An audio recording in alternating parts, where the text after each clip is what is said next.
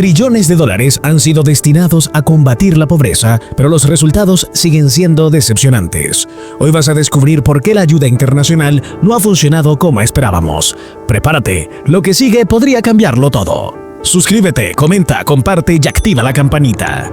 Millones de dólares han sido enviados cada día durante décadas a países en desarrollo. Y sin embargo, la pobreza global no solo persiste, sino que en muchos casos se intensifica. Esta es una de las mayores contradicciones del sistema económico moderno. ¿Cómo es posible que con tantos recursos disponibles, el progreso real siga siendo tan limitado?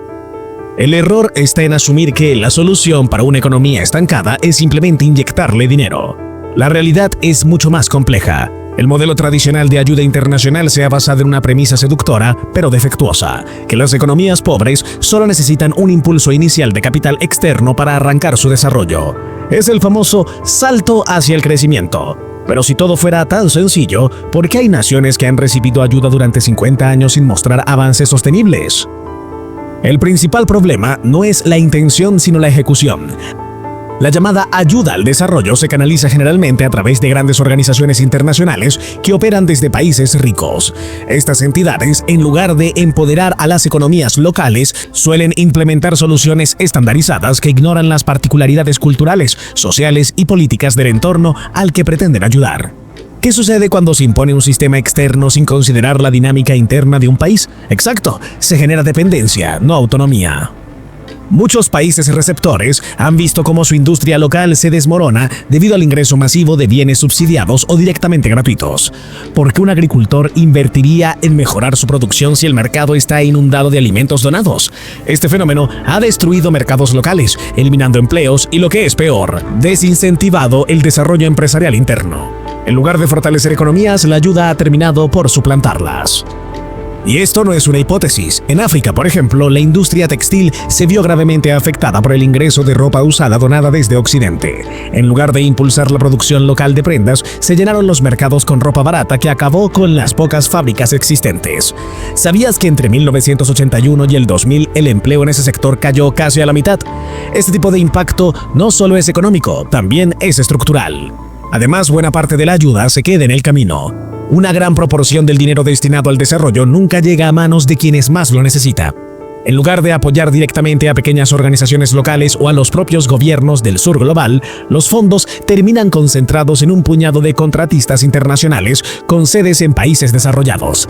Estas entidades suelen retener gran parte del presupuesto para cubrir sus propios gastos operativos, consultorías y proyectos administrativos sin resultados tangibles en el terreno. ¿Tiene sentido seguir financiando estructuras que no generan progreso real? Esa es la pregunta que muchos expertos están empezando a plantearse, porque mientras los informes se llenan de palabras como capacidad institucional o corporación técnica, lo que millones de personas necesitan es agua potable, educación básica, salud accesible y oportunidades de empleo reales. En teoría, la ayuda internacional debía ser un empujón inicial que permitiera a las economías pobres levantarse y caminar por sí solas. Pero en la práctica, muchos países se han quedado atrapados en un ciclo de dependencia que limita su capacidad de evolucionar. En lugar de impulsar su autosuficiencia, la ayuda ha terminado siendo una muleta que impide aprender a caminar. Esto se evidencia en la forma en que se ejecutan muchos proyectos de desarrollo. Grandes empresas extranjeras son contratadas para construir infraestructura, ofrecer servicios o implementar reformas técnicas.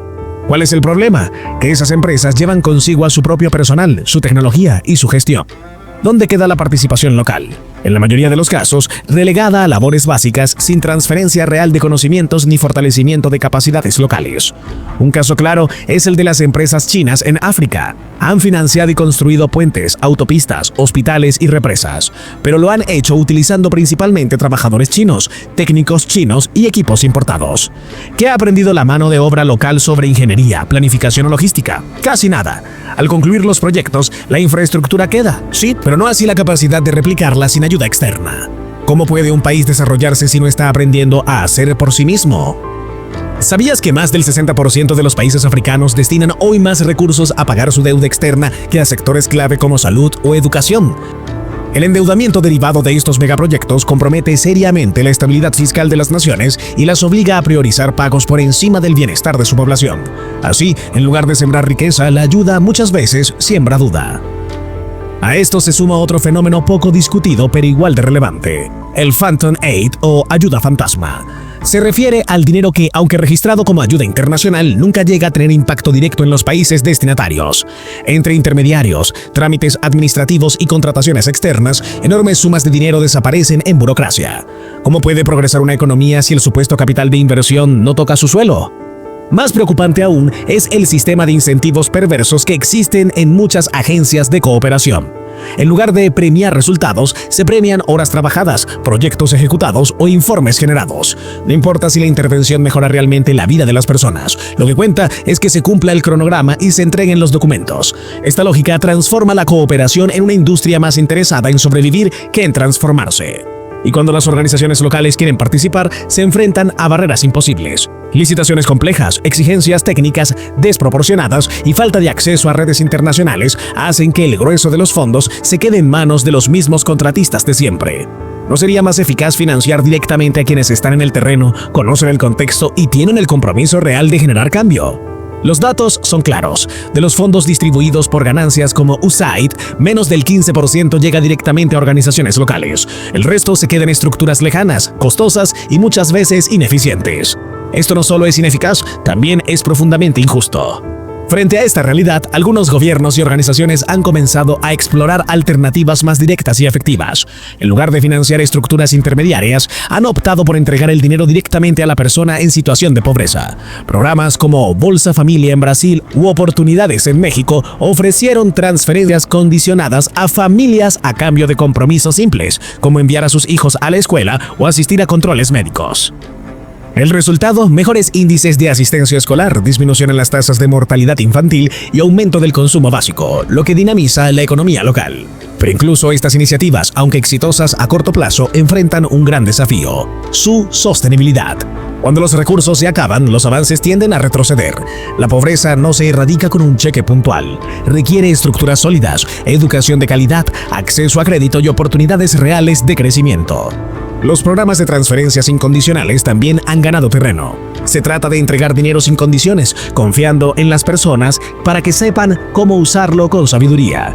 En muchos casos, eso ha sido cierto.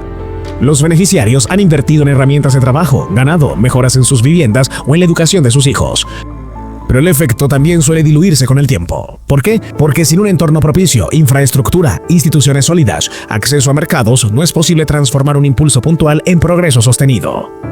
Y esto nos lleva a un punto clave: la calidad de las instituciones. Las investigaciones más recientes muestran que los países con gobiernos eficientes, bajos niveles de corrupción y reglas claras obtienen mejores resultados con la ayuda internacional. En cambio, los que tienen instituciones débiles tienden a desperdiciar los recursos sin que estos lleguen a la ciudadanía.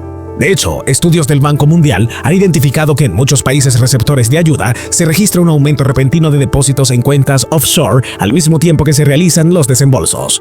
Esto es señal clara de fuga de capitales.